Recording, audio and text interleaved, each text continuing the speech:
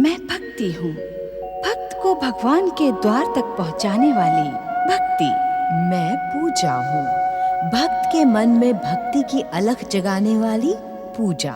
माता शक्ति से प्राप्त दिव्य उपटन का प्रयोग करते करते भाव विभोर देवी पार्वती बालक स्वर सुनकर रोमांचित हो जाती हैं। माँ की रचना से पुत्र को आकार प्राप्त होता है। माँ की आज्ञा का सम्मान करते पुत्र श्री गणेश द्वार पर प्रहरी बनकर खड़े हो जाते हैं। सावधान! यदि आप अपनी कुशल चाहते हैं तो एक पाक भी आगे न बढ़ाए। तू जानता है हम कौन हैं? संसार हमें महादेव कहता है। आप महादेव हो, आदिदेव हो, परम देव हो अथवा देवों के देव हो, इससे मेरा कोई संबंध नहीं, किंतु मैं आपको भीतर नहीं जाने दूंगा। हठी बालक, व्यर्थ का हट न कर। क्यों न करूं हट? आपकी बात मानकर अपनी माता की आज्ञा से विमुख हो जाऊं? असंभव। कौन है तेरी माता? जो मेरी माता को नहीं जानता वो कुछ नहीं जानता, और जो कुछ नहीं जानता उसे मैं क्यों जाने दूं? मैं आपको भीतर नहीं जाने दूंगा। मन को आनंद पहुंचाने वाले प्रिय बालक, मैं बालक अवश्य हूँ, किंतु माता की आज्ञा का कट्टर पालक भी हूँ, और उनमें से नहीं हूँ जो अपनी प्रशंसा सुनकर प्रसन्न हो जाए और अनुचित समय पर प्रवेश करने वाले को मार्ग दे दे। बालक, ये तो तुम्हारी कर्तव्य निष्ठा है। मेरी कर्तव्य निष्ठा की प्रशंसा करने के लिए धन्यवाद, किंतु मेरी प्रशंसा से यह मार्ग खुल नहीं सकता, अपितु आपका मार्ग और कठिन हो गया है, क्योंकि मुझे प्रशंसा से नहीं कर्म से प्रेम है। तो मुझे अपना कर्म करने दे, तू अपना कर्म कर। आपका मार्ग रोकना ही तो मेरा कर्म है। माता की आज्ञा के बिना मैं आपको भीतर प्रवेश करने नहीं दूंगा। कौन है तेरी माता? अब आए ना मेरे मार्ग पर। क्या पूछते हैं आप? मेरी माता अखिल ब्रह्मांड की स्वामिनी है, राज राजेश्वरी है, माता गौरी है, और मैं उनका पुत्र गौरी पुत्र गणेश हूँ। जय माता की। गौरी पुत्र गणेश? किंतु गौरी ने तुम्हें कब जन्म दिया? ये तो हमें ज्ञात ही नहीं। ज्ञात होगा भी कैसे, क्योंकि मैं अजन्मा हूँ, अविनाशी, परम पुरुष, पुरुषोत्तम, शुद्ध, बुद्ध और नित्य। अजन्मे, अविनाशी, नित्य, शुद्ध, बुद्ध और मुक्त गौरी पुत्र गणेश, जाओ और अपनी माता से पूछ कर आओ कि महादेव द्वार पर खड़े हैं और भीतर आने के इच्छुक हैं। जब संसार आपको महादेव कहता है, तब तो अवश्य आप परम ज्ञानी, परम ध्यानी, महासाधक, परम योगी और बुद्धिमान होंगे, किंतु मेरा बुद्धिहीन तो मैं भी नहीं हूँ। अर्थात का अर्थ भी नहीं समझे। मैं माता की आज्ञा लेने भीतर जाऊँ और आप मुझे द्वार पर ना पाकर भीतर प्रवेश कर जाएं। मेरी माता की आज्ञा का उल्लंघन हो जाए। आपकी चतुराई धन्य है महादेव। हठी बालक, हट जा मेरे मार्ग से, अन्यथा। अन्यथा क्या युद्ध करेंगे? तो आजा रण क्षेत्र में। छोटा होकर बड़ी बड़ी बातें करता है।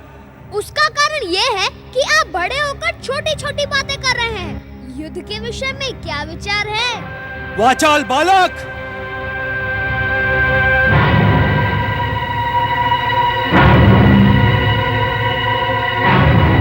नहीं, इस बालक पर तीसरे नेत्र का प्रयोग अनुचित होगा। क्यों महाराज, युद्ध के नाम से भयभीत हो गए क्या? क्या सोच रहे हैं? शीघ्र बताएं। वैसे युद्ध के विषय में क्या विचार है? मेरा विचार अब तुझे मेरे गण ही बताएंगे। उनके प्रहारों से तुझे सुबुद्धि प्राप्त हो जाएगी।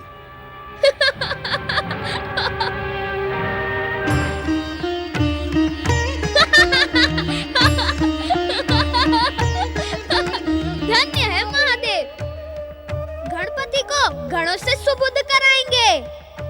जय माता की। जय माता की।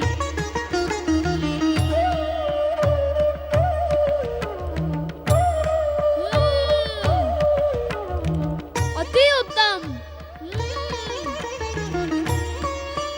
जय माता की।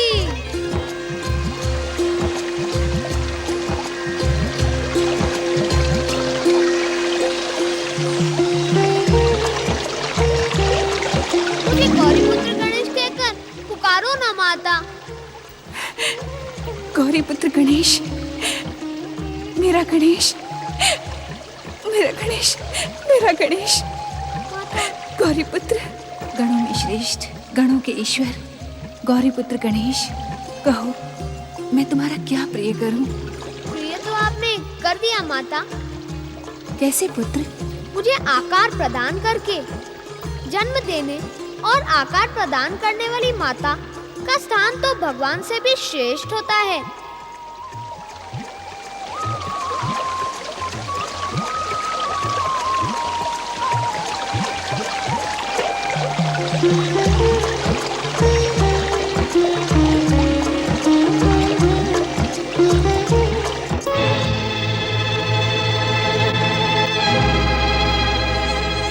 नंदी, शिवगणों, उस बालक ने हमारा अपमान किया है।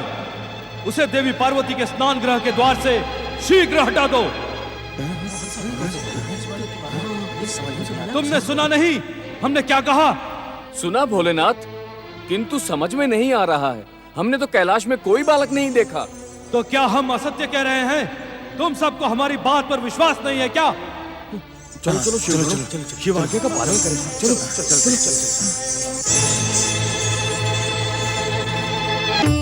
माता ने तो मुझे बताया नहीं कि महादेव ही इस कैलाश के स्वामी हैं।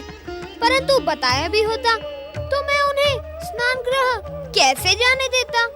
मुझे तो समझ में नहीं आता कि यह विचित्र वेशधारी कैलाशपति मेरी माता की आज्ञा मानने को प्रस्तुत क्यों नहीं? अरे ना माने, अब तो वे लौट गए।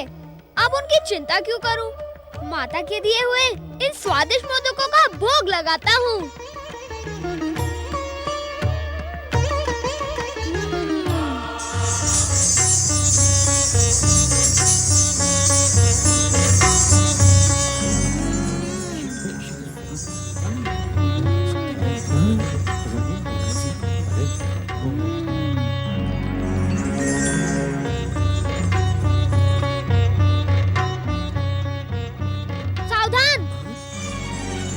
यदि तुमने माता के कक्ष में प्रवेश करने का दुस्साहस किया तो मैं तुम सबका सर्वनाश कर दूंगा। बालक तो उद्दंड है। उद्दंड नहीं, हाथ में दंड है। माता ने कहा था कि ये दंड धारण करके तुम गणों में श्रेष्ठ, गणों के ईश्वर और दंड नायक बन जाओ। जो तुम्हारी आज्ञा न माने उस पर इस दंड का प्रयोग करना, किंतु जो आज्ञा मान ले उसे अपनी कृपा प्रदान करने में कभी संकोच न करना। अब तुम सब बताओ कि तुम लोग मेरी आज्ञा मानोगे या इस दंड की? बातें तो बड़ी बड़ी करता है। प्रहार उससे भी बड़ा और भयानक करता हूँ। हम शिव के गण हैं। हमें प्रहार की भाषा से भयभीत मत कर। पहले तू ये बता कि कैलाश पर आया किधर से? अरे उधर तो माता का कक्ष है, तू वहाँ से आया है? तू सच सच बता, मेरी दृष्टि से बचकर तू यहाँ कैसे आया? शरीर तो इतना भारी भरकम है, किंतु बुद्धि तो एकदम छोटी सी है। क्या तुम इतना भी नहीं समझते कि माता के पास आने के लिए किसी मार्ग की आवश्यकता नहीं है?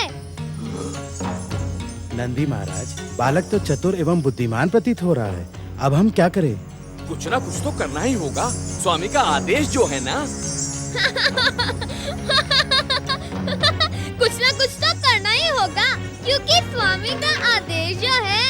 अपने से बड़े की नकल उतारता है। तुम्हारी बुद्धि तो सती ही अज्ञानी पशुओं जैसी है। क्या तुम्हें इतना भी ज्ञान नहीं कि छोटे ही बड़ों की नकल उतारते हैं, बड़े थोड़े ही छोटे की नकल उतारते हैं? वाचाल बालक, हट जा द्वार से। तुम्हारे स्वामी को द्वार से लौटा दिया तो तुम सोच रहे हो कि मैं तुम्हें भीतर जाने दूंगा? भाग जाओ यहाँ से, मेरा क्रोध न जगाओ, अन्यथा माता के दिए इस दंड से तुम सब पिटोगे। भाग जाओ, जाओ।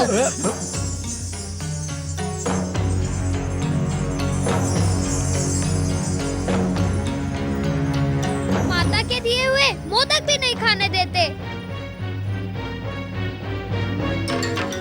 नंदी महाराज, प्रहार का आदेश दे। आप क्या देख रहे हैं? ये माता का दिया हुआ स्वादिष्ट मोदक देख रहे हैं। इतना बड़ा शरीर ऐसे थोड़ी ना पालते होंगे। ले लो, ये ले लो।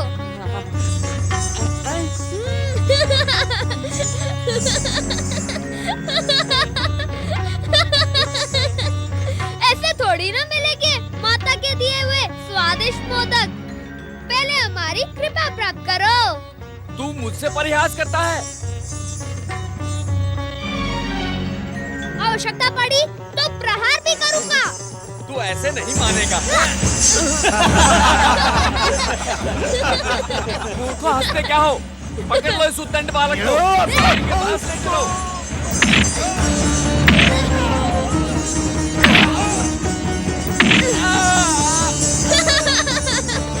उद्दंड बालक!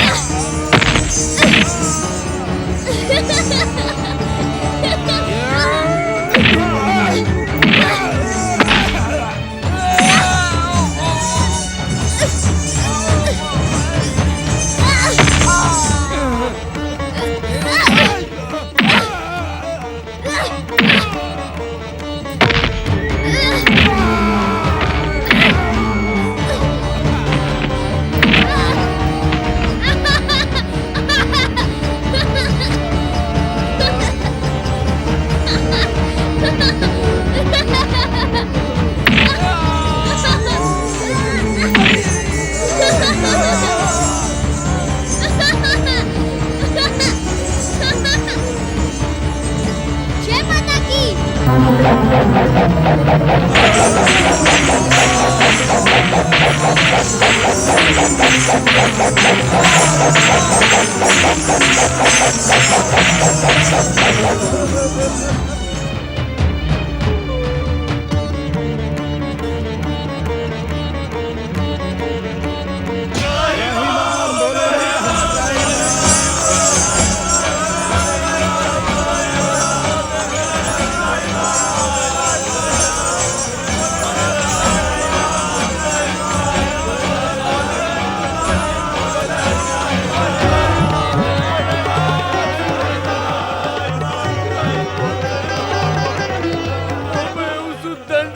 से बचाए भोलेनाथ।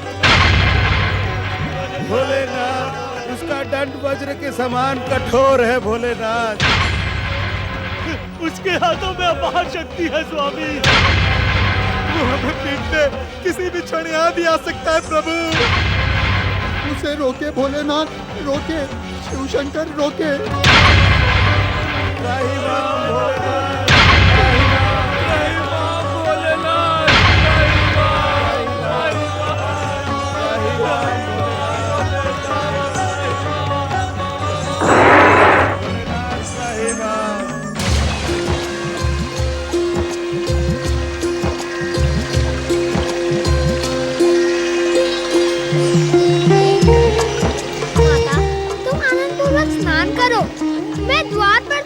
आज्ञा का पालन कर रहा हूँ। मेरी इच्छा के बिना स्नान गृह में कोई भी प्रवेश नहीं करेगा। माता, तुम्हारे भेंट किए हुए मोदक और लड्डू अत्यधिक स्वादिष्ट हैं। धन्य हो माता। जय माता की।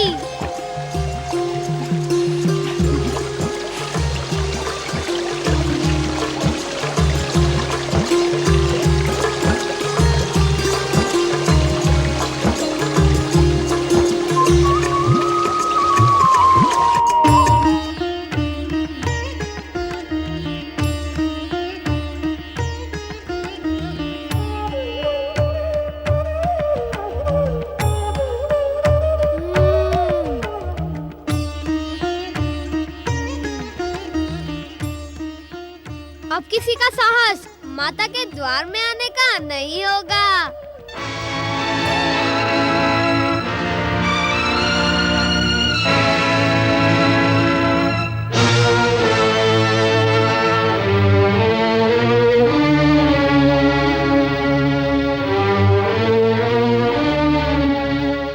प्रणाम कैलाशपति। आपका यहाँ पुनः पधारने का कारण कहीं ये स्वादिष्ट मोदक तो नहीं? हमसे परिहास न कर उद्दंड बालक। तूने शिवांश से जन्मे नंदी और हमारे प्रिय शिवगणों को अकारण ही पीट कर हमारे क्रोध को जगा दिया है। आप कैलाशपति हैं, स्वयं को महादेव भी बता रहे थे। महादेव को अकारण ही क्रोध करना शोभा नहीं देता। क्रोध का त्याग करें महादेव और माता के दिए इन स्वादिष्ट मोदकों का भोग लगाएं। अपनी दुष्टता का त्याग कर हटी बालक। अब आप स्वादिष्ट मोदकों का भोग लगाने के इच्छुक नहीं तो मैं ही लगा लेता हूँ।